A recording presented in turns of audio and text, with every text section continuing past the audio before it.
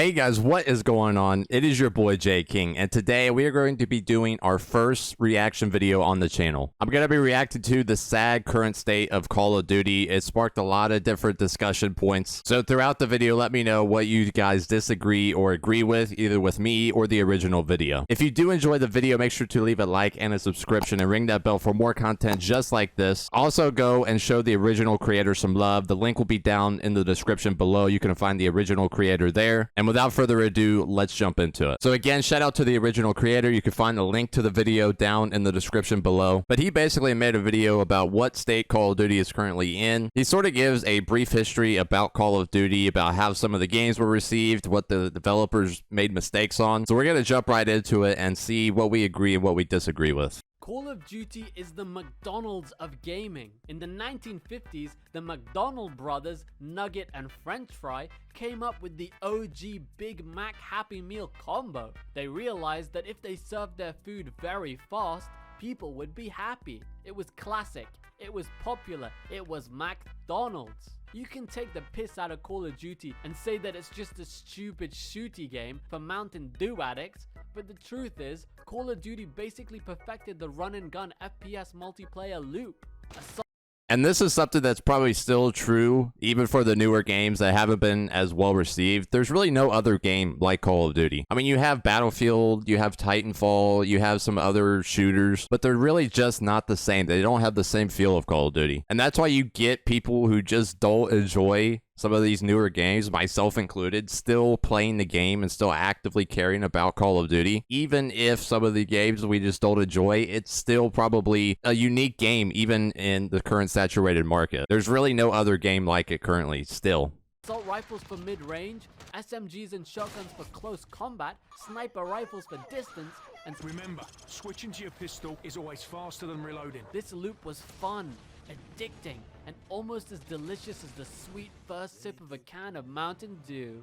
And he doesn't really talk about it, but there's a lot of other things that is not just the gunplay that makes Call of Duty what it is. When you talk about creative class, when you talk about score streaks, these are all something that, number one, was introduced in COD 4, but then were expanded and built upon in further Call of Duties, and I think were a lot more refined. So it wasn't really just the gameplay that is what makes Call of Duty what it is, but there's a lot of other things that still not a lot of other shooters can really replicate. The thing is, Infinity Ward perfected this formula all the way back in COD 4.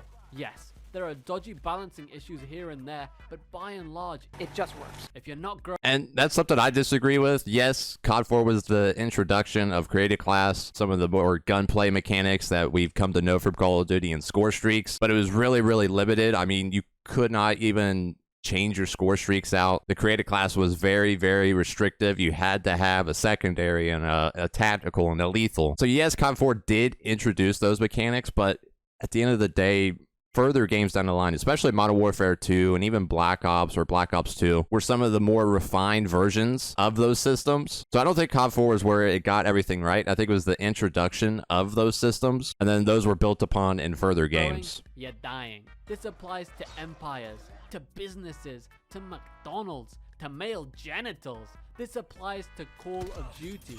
McDonald's, after creating the world-famous Big Mac, realized that they still had room to grow. They added an ice cream variant, and they realized that having a frighteningly ugly mascot that instills the fear of God into anyone who looks at it would Stockholm Syndrome children into liking McDonald's hamburgers. From COD 4 till Black Ops, every single Call of Duty entry brought something new to the table. Every single COD innovated on that winning formula in some shape or form. So this is kind of what I was already talking about. There was a lot of innovation, especially when you go from COD 4 and then onwards. There's a lot of innovation in the creative class and the score streak systems, which was probably like the biggest thing for Call of Duty. Sort of expanding COD 4, sort of more restrictive systems in those areas. And I think that's really what made Call of Duty sort of the golden age that it was.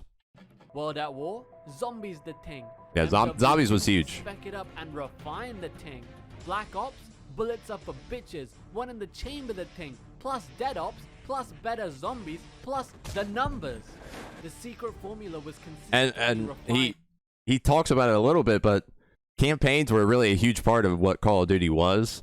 And then sort of in the recent years, campaigns, no one hardly ever plays them. I mean, the Modern Warfare 2019, that got some love, some people playing it. But overall, these campaigns have sort of gone by the wayside, and we're not getting any sort of quality campaigns like the Modern Warfare series, the Black Ops 1 through 2 series. There's really just no other sort of campaigns like that later on in the Call of Duty cycle. And developed. This was the golden age of COD. This was the beginning of the end. MW3 was the first COD to just not really innovate at all. Don't get me wrong, survival was fun, but as a fan, it was a bit of a weird moment. Infinity Ward had always been the stud, the real OG COD developer, while Treyarch was the somewhat underwhelming little brother wannabe. With MW3, the tables had turned. Infinity Ward is now copying Treyarch? This is something I don't really agree with. I mean, it's kind of true. Modern Warfare 3 didn't see a huge number of innovations. I mean, the score streak system was expanded upon with like specialists and support and things like that. He's saying that they're copying Treyarch just because of like a third mode that not a lot of people even played. Again, I think the major focus for Call of Duty has always been on the multiplayer. I think campaign was really important back in the day, but not as much anymore. So now it's kind of like whatever that third mode is, yeah, people still love zombies, but it's not the same love that people had for it back in Black Ops 1, World at War, or even Black Ops 2. So saying that Infinity Ward is copied Treyarch just because of a survival mode, I'm not really sure. Modern Warfare 3 didn't really see a copy of Black Ops 1 really in any other way when it came to multiplayer. Oh shit! Oh shit! And they kind of just made a worse version of Black Ops Zombies? Yeah, survival was not well received at all. Bag of jelly beans up my ass. MW3 onwards, the big question each COD game has faced is how do we keep growing? How do we keep justifying these new releases? You want to know what McDonald's did? They slapped BTS onto their McNugget meals and boom, the McSheep went crazy. You want to know what Activision did? Call of Duty. So a couple things. He kind of glosses over Black Ops 2. He said that Modern Warfare 3 was sort of the downfall of Call of Duty, but Black Ops 2 came out after Modern Warfare 3. And honestly, I think Black Ops 2 was a really superb game overall, pretty much in all three game modes. I mean, a lot of people will go and say, myself included, that Black Ops 2 is probably the best Call of Duty in terms of just even multiplayer. And then you have the zombies and the campaign on top of that. So he kind of glosses over it and says that Modern Warfare 3 was the downfall, but we have Black Ops 2 coming afterwards. And I don't really think the downfall comes until it comes to Ghost. He doesn't really talk about it either, that the reason that we're going to space in Call of Duty is because of how poorly Ghost was received. Basically, Ghost was trying to reimagine what sort of the Modern Warfare series did, but it just fell flat on the face. And a lot of developers at Sledgehammer, I think it was actually Dr. Disrespect that said this, that advanced movement was kind of shoehorned in last minute in Advanced Warfare because of how poorly Ghost was received. So I don't think advanced movement or sort of the more futuristic things that we get in Infinite Warfare, it doesn't even happen if Ghost was actually a pretty decent game. And again, sort of what he was talking about with innovation, it's a fine line to draw when it comes to either innovating or staying the same. If you innovate too much, then you're pretty much alienating your audience. But if you stay the same, then people are going to grow bored. So it's a really fine line that Call of Duty may or may not have tread. The futuristic era was the Call of Duty Dark Ages. Like I said, MW3 was a bit of a tipping point. The developers realized that COD needed to change if they wanted to keep justifying these new releases.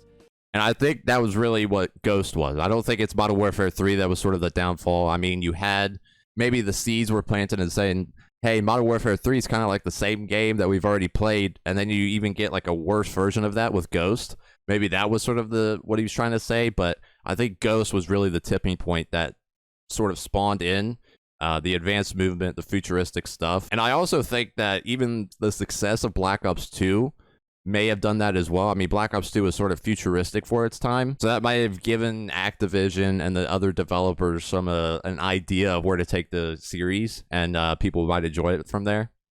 But all the changes they made were change for the sake of change. Customization went from classic to... Yeah, the supply drops, again, he sort of glosses over it a little bit, but the supply drop system was introduced actually in Advanced Warfare. And he glosses over the Pick 10 system, which I think is one of the most important things that Call of Duty has done. And I'm really sad that they're moving away from it.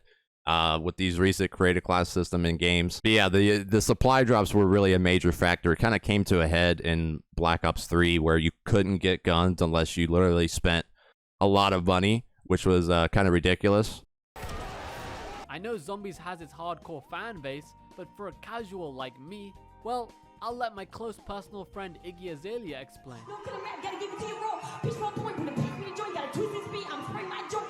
Yeah, I mean, this is a good point. Even though it's a meme, it's a really good point. Zombies, I mean, really love Black Ops 3 zombies. I love Cold War zombies.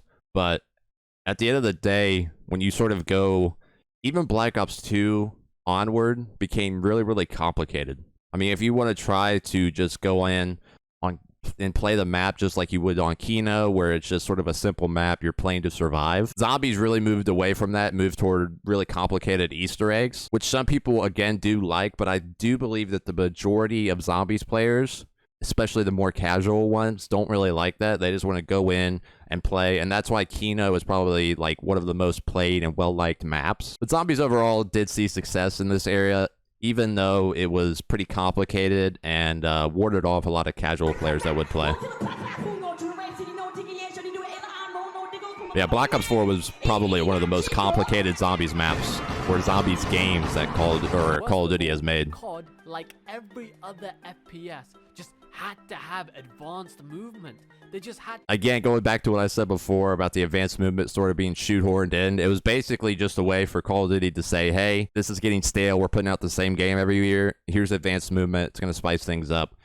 Some people do like advanced movement. Some people did actually like jetpacks. I even like jetpacks, but I do think that the games that did have jetpacks would have been better without them. But again, this sort of spawned from Ghost being so poorly received, and honestly, I think they're running out of ideas at that point. To innovate with the times. Advanced movement literally obliterated the already balanced COD loop. Bye-bye snipers and hello arbitrarily high walls in the middle of every map. We will build a great wall and Good gameplay. we'll pay for the wall. What? Yeah, I mean, when you talk about, he's sort of referencing the map design with advanced movement in mind. That's 100% true. Maps were completely changed and completely different when you have advanced movement in there. So it did really, really shake up the gameplay of Call of Duty, which, again, some people were wanting. Some people didn't just want the same game every year. But I think it fell flat on a lot of people, and people really didn't like the advanced movement and the jetpacks. And we're going to see that come to a head with Infinite Warfare. Voila! COD became the victim of a severe case of feature creep. This whole era was, for lack of a better word, just cringe. It was like seeing the once kinda dickish but still somewhat cool jock just blatantly copy the new kids on the block in a desperate attempt to remain relevant. Other, better shooters were innovating the FPS genre with clear creative visions. Now, Titanfall 2 did come out in 2016, I do believe. So it is after Call of Duty has implemented jetpacks. But again, Titanfall 2 is a really well-made game overall, which, Advanced Warfare and Infinite Warfare really can't say for themselves. So I don't think it's necessarily directly copying, but it's sort of moving with the times, and it just doesn't work for Call of Duty. Not so much. Another big factor in the decline equation is momentum. During its golden age, COD was riding a tsunami-sized wave of hype, like the King Penguin from Surf's Up. Ad campaigns, YouTube communities, and Mountain Dew sponsorships. Let's just say COD was a non-stop train to Happy Gamer Town. We had the Treyarch vs Infinity Ward battle, clearly defined numbered entries, and continued storylines. There were clear incentives to keep buying the next COD game. On a macro level, there was a feeling of always moving forward. At first, and that's mainly just because of the campaigns being tied together. But you also had sort of the multiplayer being pretty much expanded. You sort of had some of the same systems in place from previous multiplayer entries, like Modern Warfare to Modern Warfare 2, but they were a lot better. There was a lot more creative freedom and creative class or score streaks or things like that. So it really was sort of an expansion of a lot of different elements in the multiplayer system as well. Black Ops seemed like Treyarch's dodgy attempt to upstage the goated MW2. Oh, but wait, is that Reznov? Psych! This is a genuine sequel to World at War! We are reaching Mach 10 levels of momentum, ladies and gentlemen. Again, the campaigns, they were pretty important back in the day. There was a lot of great campaigns, really just one after another. Every single year, it seems like there was a really, really great campaign that they had, Black Ops 1 especially. And that's sort of fallen by the wayside, especially with Black Ops 4 not even having a campaign. All aboard, biatch!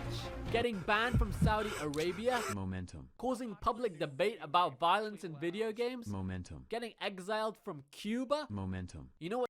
And we see them trying to replicate this in Modern Warfare 2019. There was a lot of controversy or controversial things in that game. They were trying to sort of spark headlines and try to get back to sort of what happened. You know, obviously the no Russian mission, and even things like COD 4 got a lot of backlash in certain countries. So they're trying to do the same thing to sort of generate some hype in Modern Warfare 2019. What slows down momentum? Fatigue. No matter how great something is, the more you have of it, the more its greatness becomes normalized, the more it gets boring. In gaming terms, annual releases are the peak of content overload. COD has been releasing annually since forever. When you have annual releases and a lack of genuine innovation and sincere creative direction, the equation will point to consumer fatigue. As much as momentum can be positive, it can also be negative. Yeah, so this is sort of where, I mean, the annual releases, it makes a lot of money every single year. Call of Duty is one of the best-selling games every single year, even with some of the poor reception. But if you're releasing a game every single year, you really have to toe that line between innovation and sort of expanding upon what was already there. And I do think that the jetpacks overall were a pretty big mistake for Call of Duty. I think it just tipped the line way to the innovation side, and it just felt like a completely different game than what Call of Duty was and sort of the foundations that it made. But if you're releasing a game every single year, you really need to toe that line, or it's going to tip one way. People are going to get stale of the games, or it's going to go the other way, and there's too much innovation. It doesn't feel like Call of Duty anymore. So, when you have fatigue compounding on more fatigue, annual release after annual release, and non-stop feature creep, eventually the whole thing will collapse. Train go boom. Infinite Warfare's announcement trailer was that collapse. I am now shifting the momentum of this video back to talking about momentum. That's the thing with momentum, it can shift just like that. Remember when Battlefield 1 set the world on fire and then Battlefield 5 came out? Bang, COD Warzone released the... Yeah, so I was waiting there to see if he talked more about it, but Infinite Warfare was the coming to a head of people not wanting futuristic things in Call of Duty. And it really wasn't the gameplay of Infinite Warfare that was really the big problem for everyone. I mean, the gameplay was super similar to Black Ops 3, which was much better received than Infinite Warfare, but it was more of the setting and the tone of the games. It really went, I mean, they were just flying through space during the campaign, so it was a completely different shift in the tone of Call of Duty and the setting of Call of Duty. I think that was what really people did not want. People probably, after Black Ops 3, wanted sort of a return to a modern-day setting or maybe even a past war. But instead, they got War in Space, which was obviously the tipping point, and that's where we get World War II. That's where we get some of these newer games like Black Ops 4, Modern Warfare 2019, and even Vanguard. Stars and global quarantines aligned, and boom, Call of Duty was back on top of the world. Warzone was a genuinely fun take on the seemingly stale Battle Royale formula. It personally helped me get through those long lockdowns. Hell, it kinda became the only way that I socialized. It was all around just a good time for a shit ton of people. Yeah, I mean, Warzone launching when it did, right before lockdown, pretty much across the entire world, was really smart, even though they really couldn't have predicted that. But Warzone is, I mean, I'm not a huge fan of Battle Royale, but Warzone is probably the shining light that Call of Duty has right now. Sort of after every single release, people, either the game's broken or people just don't like it or something like that. But Warzone is something that is sort of surviving. It's maintaining big streamers, so people are watching it. People want to play it. And I definitely think it's now one of the biggest Battle Royales sort of in the market right now, which is really just a huge achievement for Call of Duty to do. Even though sort of Blackout tried to do that, had some success, but it wasn't nearly the success that Warzone had, mainly because free-to-play, cross-play, different things like that, well, was what made it more successful. Call of Duty seemed like the casual king again. And then, in an absolute masterstroke of corporate stupidity, they just went back to doing the same old shit. All that momentum, it's gone. Hold up. So I don't know where he's going to go with this. I might be talking before him. But yeah, so you have the release of Warzone, right? People are loving the game. And then what happens, right? 2 more annual releases come out. And these releases almost feel like sort of promotion for Warzone and to play Warzone. I mean, with the sort of integration of the gun systems, you have to level up a lot of times guns on the game that it is from. So if there's a Cold War gun you want to use, you might have to actually unlock it on Cold War, and the same with Vanguard. And then obviously you had the Vanguard promotion where people who own Vanguard could play the new Warzone map like one day early or something. So it's almost like using these sort of annual releases to get people to play Warzone, but still charging $60 for them, and like that's kind of insane. But again, this is mainly coming from the annual releases being so frequent, and Call of Duty literally not skipping a year. I mean, Cold War, the development in that was pretty insane.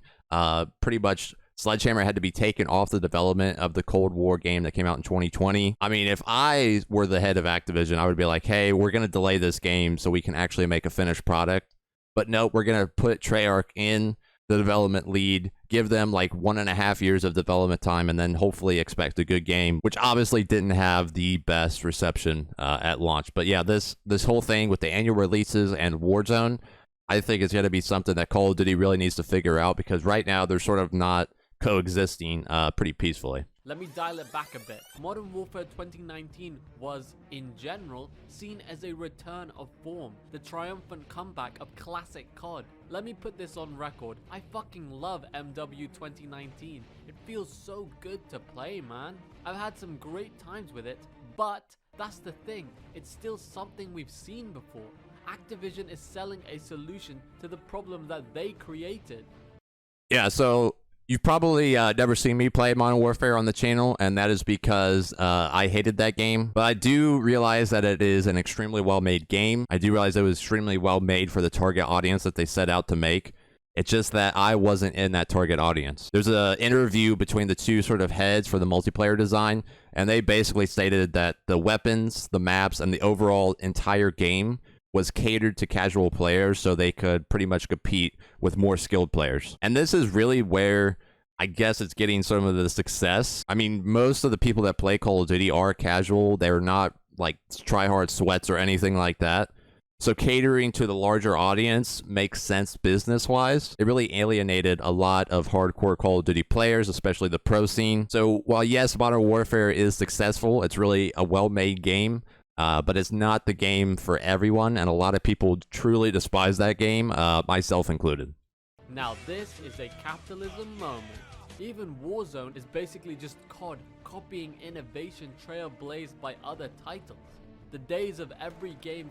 That's not necessarily true. I mean, sure, the emotes, the battle pass system, yes, it all comes from Fortnite. But every other game's doing that. They're copying that, copying the monetization model. But Warzone really did offer some innovation in pretty key areas when it comes to the Battle Royale experience. Obviously, the custom loadouts, the Gulag was a huge thing. And while, yes, that sort of comes from some of the systems that Apex Legends implemented with that release, but Warzone isn't necessarily just copying everyone. It does have some unique features that I think makes it what it is today and why a lot of people love it. Copying COD are well and truly over. COD is now the copier. Maybe I'm being a bit harsh. Maybe COD doesn't have to be uber innovative. But you know what it actually does have to do? Sell finished games at release. The new COD lifecycle is buy the new COD, wait 6 months for it to finish, play it for 6 months, then hello new unfinished COD. And beyond. Yeah, I mean, this is a huge problem, and it really comes down to development issues when it comes to these games. I mean, you could trace it back all the way to Advanced Warfare, where major features like advanced movement is being shoehorned in at the last moment. So a lot of these Call of Duty games are not getting the full 3-year development time that they should be getting. I really do think that World War II, the game made by Sledgehammer in 2017, was actually going to be Advanced Warfare 2. But then after the reaction for the Infinite Warfare trailer, Activision stepped in and is like, hey, you cannot make a futuristic game. You have to make this game. And that's why it turned out so poorly. And then you obviously had the development issues with Black Ops 4, where that was going to be like a Overwatch 2 almost. And then Cold War, having the development time being cut short on that because of development troubles. So really the point about unfinished games is completely true, but it's something that Call of Duty can actually remedy if they just have a clear vision of what game they want to make when that 3 years starts, and then actually work to make it a good game from there. But again, this ties back to the annual releases. I mean, we cannot delay a game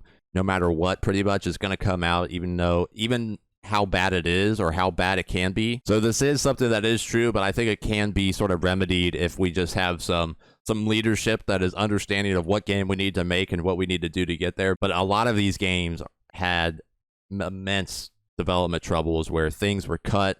A battle royale mode was added last minute, like Black Ops 4. I mean, a lot of these things are crazy, and to expect a full sort of release and a polished game from that, it's just never going to happen. So I don't know if the Microsoft acquisition is going to change anything with how Call of Duty is, if it's going to stay annual release or what. But honestly, it just comes back to, are we getting the 3-year development cycle, and are we just cutting half of our game at the last minute and putting something else in? This unfinished shittery, let me just say it. Both Cold War and Vanguard feel like genuine steps back from MW 2019 in both gameplay and graphics. Again, one game, Modern Warfare 2019, full 3-year development cycle, its own engine made for it.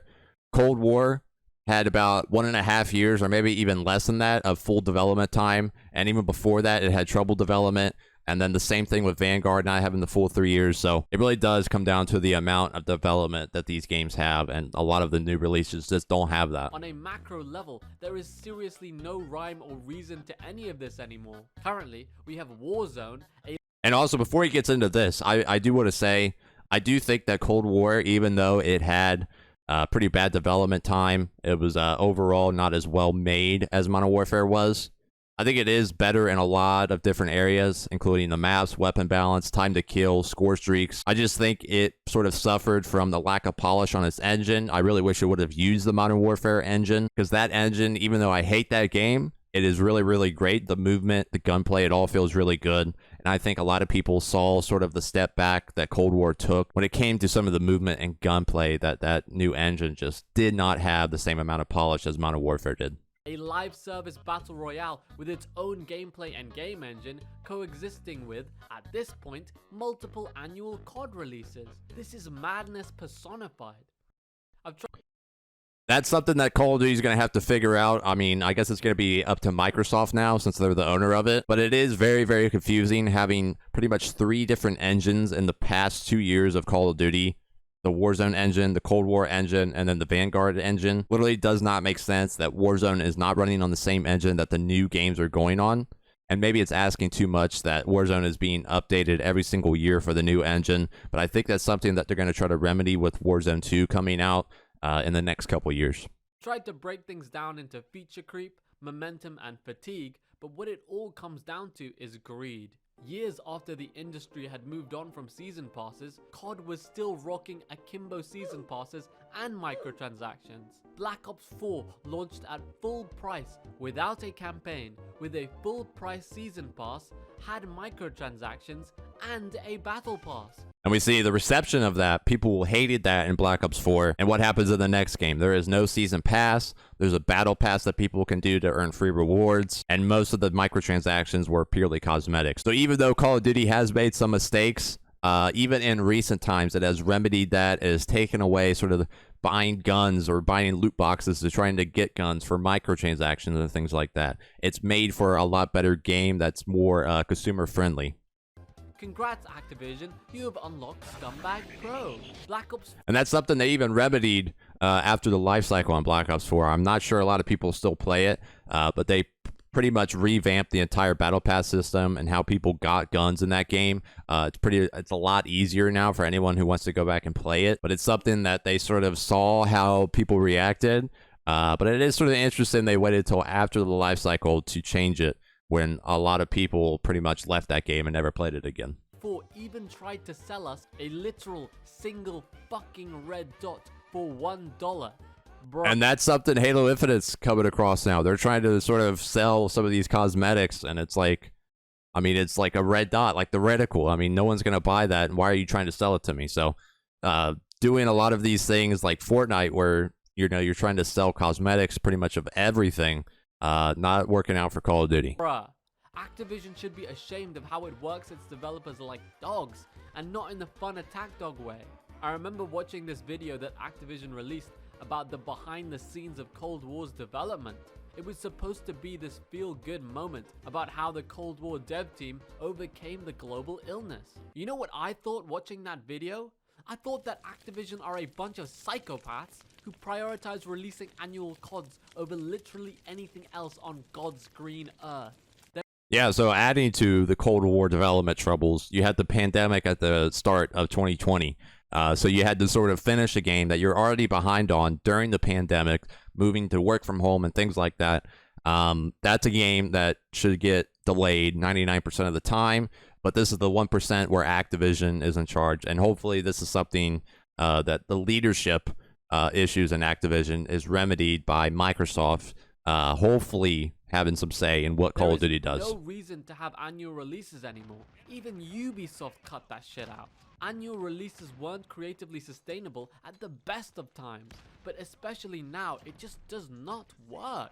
Yeah, I mean, literally every other studio or publisher has moved away from annual releases. I mean, Assassin's Creed was the big thing, but now there's not an annual release on Assassin's Creed anymore. So Call of Duty is really the only one doing it, and it even makes less sense now that Warzone's a thing, where Warzone is going to have a lot more life cycle and a lot more interactions in between sort of Call of Duty games coming out. So it's something that I think Call of Duty is probably going to move away from eventually after these 3 games come out on the Sony contract, and then Microsoft's pretty much going to take over.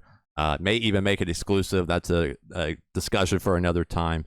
But hopefully the annual releases go away so we can get some development time on these games, and they at least come out finished.